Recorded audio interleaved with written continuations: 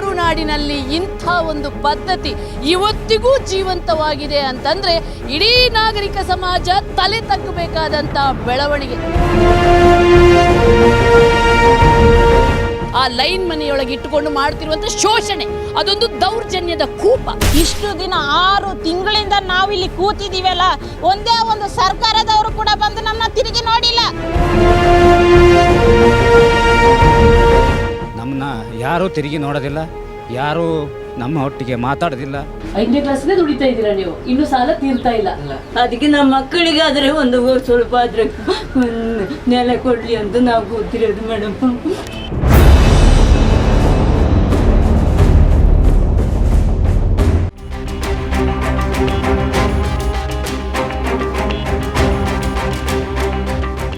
Line ಮನೆಯ ಶೋಷಣೆಯ ಕತೆಗಳು ಒಂದಲ್ಲ ಎರಡಲ್ಲ. ನಾವು ಪಿಕ್ಚರಲ್ಲೆಲ್ಲ ನೋಡ್ತೀವಲ್ಲ, ಅಲ್ಲಿ ಪಿಕ್ಚರ್ ನೋಡ್ಕೊಂಡು ಕಣ್ಣೀರು ಹಾಕ್ತೀವಿ. ಆದರೆ ನಿಜ ಜೀವನದಲ್ಲಿ ಅಂಥ ಶೋಷಣೆಯನ್ನು ಅನುಭವಿಸಿ ಇವತ್ತಿ ಕಲ್ಲು ಬಂಡೆಯ ರೀತಿಯಲ್ಲಿ ಆ ಸಹಿಸ್ಕೊಂಡಿರುವಂಥ ಹೆಣ್ಣು ಮಕ್ಕಳ ಕತೆಗಳು ಇನ್ನಷ್ಟು ಇವೆ.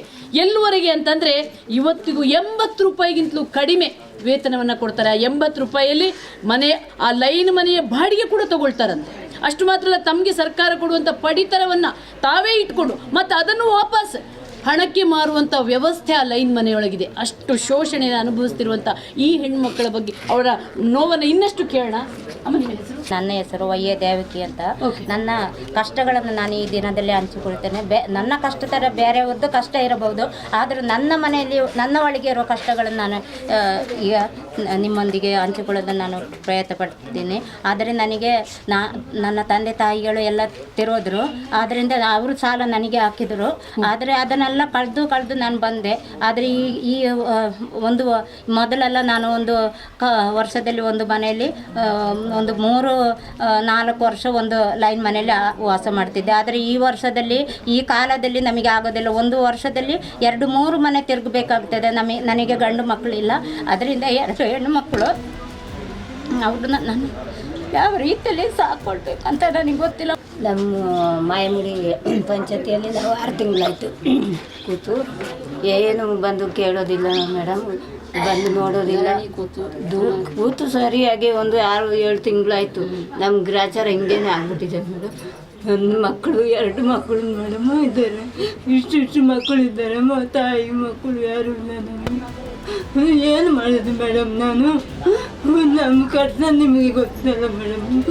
ಎಷ್ಟು ಸಲ ನಾವು ನಮ್ಮ ತಂದೆ ತಾಯಿ ಎಲ್ಲ ತೀರೋಗಿ ನಾವು ಮಕ್ಕಳು ತಂದೆ ತಾಯಿ ಮಾಡಿದ್ರೆ ನಮಗೆ ಆಗಬೇಕಿತ್ತು, ಅವರು ತಂದೆ ತಾಯಿ ಮಾಡಿದ್ರೆ ಆಗಿರುತ್ತೆ ಮೇಡಮು.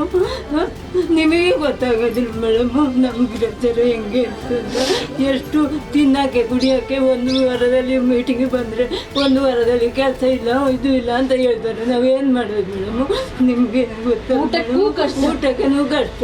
1 ವಾರ ಕೆಲಸ ಮಾಡಿದ್ರೆ ಹೇಗೆ ನೀವು ಎಲ್ಲಿಗೆ ಹೋಗಿದ್ದು? ನಿಮ್ಮ ಅಪ್ಪನ ಜಾಗ ಅಮ್ಮನ ಜಾಗ ಅಂತ ಕೇಳ್ತಾರೆ ಮೇಡಮ್. ನಮ್ಗೆ ಗ್ರಾಚಾರ ಹಂಗೆ. ಅದಕ್ಕೆ ನಮ್ಮ ಮಕ್ಕಳಿಗಾದರೆ ಒಂದು ಸ್ವಲ್ಪ ಆದರೆ ನೆಲೆ ಕೊಡಲಿ ಅಂತ ನಾವು ಕೂತಿರೋದು ಮೇಡಮ್.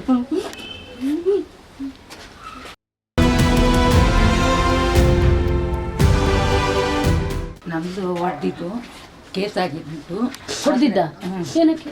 ಏನೇನು ಕೆಲಸ ಮಾಡಿಲ್ಲ ಅಂತ ಹೊಡೆದಿದ್ದು. ಅಲ್ಲಿಂದ ಇವಾಗ ಕೇಸ್ ಮಾಡಿದ್ರು ಗಪ್ಪಜ. ಅಲ್ಲಿಂದ ಕೇಸ್ ನಡೀತಾ ಇತ್ತು. ಇವಾಗ ಹೋದ್ರೆ ಹಣ ಸಿಕ್ಕಿಲ್ಲ, ಗಂಡ ಅಂಟಿಗೆ ಕೆಲಸನೂ ಇಲ್ಲ. ಅವರಿಗೆ ಕೈ ಕಾಲ ನೋವು. ಅವ್ರಿಗೆ ಹೊಡೆದಿದ್ದಾರೆ? ಹೊಡೆದಿದ್ರೆ ಏನಕ್ಕೋಸ್ಕರ? ಅದೇ 1 ದಿನ ಕೆಲಸ ಹೋಗಿಲ್ಲ ಅಂದ್ರೆ ಹೊಡಿತಾರೆ.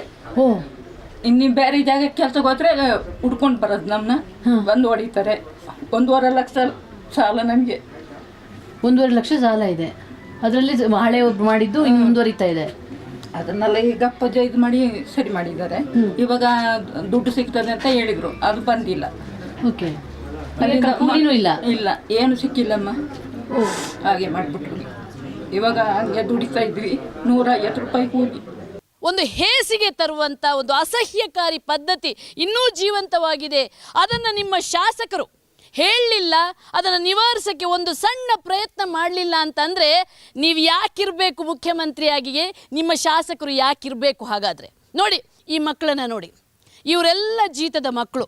ಜೀತ ಜೀವಂತ ಆಗಿರೋದ್ರ ಪರಿಣಾಮವಾಗಿ ಇವತ್ತು ವಿದ್ಯೆಗಾಗಿ ಇವರು ಒದ್ದಾಡ್ತಿದ್ದಾರೆ. ಇವರ ತಂದೆ ತಾಯಿ ಸಾಲದ ಸುಳಿಯಲ್ಲಿ ಸಿಲುಕಿ ನರಳ್ತಾ ಇದ್ದಾರೆ. ಇವರು ಈಗ ತಂದೆ ತಾಯಿ ಜೀತ ಮಾಡ್ತಿದ್ದಾರೆ, ನಾಳೆ ಈ ಮಕ್ಕಳು ಜೀತಕ್ಕೆ ಹೋಗಬೇಕಾಗುತ್ತೆ. ನನ್ನ ಹಿಂದೆ ಇದ್ದಾರೆ ನೋಡಿ ಯುವಕರೆಲ್ಲ, ಇವರೆಲ್ಲರೂ ಈಗ ಜೀತದ ಬಲಿಗೆ ಸಿಲುಕಿದ್ದಾರೆ. ಇನ್ನಷ್ಟು ಮಕ್ಕಳು ಸಿಲುಕಬಾರ್ದು ಅಂತ ಹೇಳಿ ಇವತ್ತು ಬೀದಿಗಿಳಿದು ಹೋರಾಟ ಮಾಡ್ತಾ ಇದ್ದಾರೆ. ಆದರೆ ನಿಮ್ಮ ಕರುಣಾಹೀನ ಸರ್ಕಾರ, ನಿಮ್ಮ ಭ್ರಷ್ಟ ಅಧಿಕಾರಿಗಳು, ಅವರಿಗೆ ಒಂದು ಚೂರು ಅವರ ಅಧಿಕಾರಿ ಜನ ಸೇವೆ ಜನಾರ್ದನ ಸೇವೆ ಅಂತ ವಿಧಾನಸೌಧದಲ್ಲಿ ಬರೀತೀರಾ. ಯಾವ ಜನ ಸೇವೆ ಮಾಡ್ತಾ ಇದ್ದೀರಿ ನೀವು? ಯಾವ ಕರ್ಮಕ್ಕೆ ನಮ್ಮ ಸಂಬಳ? ನಾವು ನಿಮಗೆ ಸಂಬಳ ಕೊಡ್ತಿದ್ದೀವಿ, ನಾವು ತೆರಿಗೆ ಕಟ್ಟಿ ನಿಮಗೆ ಸಂಬಳ ಕೊಡ್ತಿದ್ದೀವಿ. ಇಂಥವರ ದೀನರ ದಲಿತರ ದೌರ್ಜನ್ಯಕ್ಕೊಳಗಾದವರ ಸೇವೆ ಮಾಡಿ ಅಂತ ನಿಮಗೆ ನಾವು ಸಂಬಳ ಕೊಡ್ತಿದ್ದೀವಿ.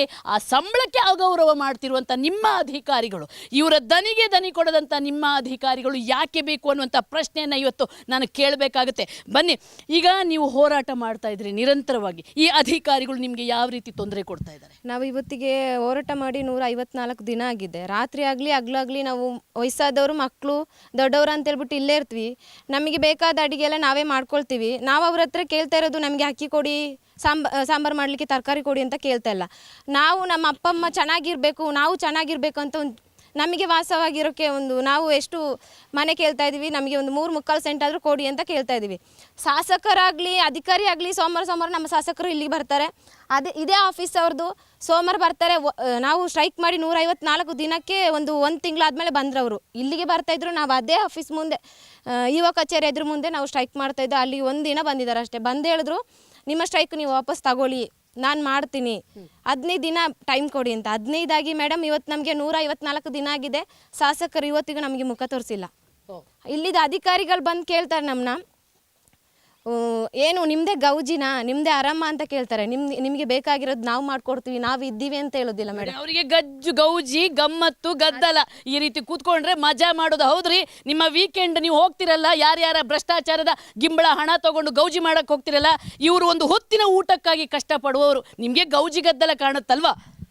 ನಾವು 154 ದಿನದಲ್ಲಿ 1 ತಿಂಗಳು ಫುಲ್ ಕತ್ಲೆಯಲ್ಲಿದ್ದೀವಿ ಮೇಡಮ್. ನಾವಿಲ್ಲಿ ಕರೆಂಟ್ ಬಿಡ್ತಾ ಇತ್ತಿಲ್ಲ ನಮಗೆ. ಮನೆಯಿಂದ ಟಾರ್ಚ್ ತಗೊಬಂದು ನಾವು ಅಡುಗೆ ಮಾಡ್ತಾ ಇದ್ದೋ. ರಾತ್ರಿ ಮೊಬೈಲಲ್ಲಿ ಲೈಟ್ ಆನ್ ಮಾಡಿ ಅಡುಗೆ ಮಾಡ್ತಾ ಇದ್ದೋ. ಕರೆಂಟ್ ತೆಗಿತಾ ಇದ್ರು. ವಾಶ್ರೂಮ್ ನಮಗೆ ಬೀಗ ಹಾಕಿದ್ರು. ಅಲ್ಲಿಂದ ವಾಶ್ರೂಮ್ ITT ಪೀಲ್ ಹಾಕಿದ್ದು ವಾಶ್ರೂಮ್ ಇದೆ, ಅದು ಫುಲ್ ಬ್ಲಾಕ್, ಅಲ್ಲಿಗೆ ಹೋಗಿ ಅಂತ ಹೇಳ್ತಾ ಇದ್ರು. ನಾವು ನಾಯಿಗಲ್ಲ, ನಮಗೆ ಸ್ವಚ್ಛತೆ ನಮಗಿಲ್ವಾ? ನಮಗೆ ಯಾವುದೋ ಒಂದು ಹಕ್ಕು ಇದೆ, ನಾವು ಸ್ವತಂತ್ರವಾಗಿ ಜೀವಿಸಬೇಕು ಅಂತ ನಾವಿದ್ದೀವಿ.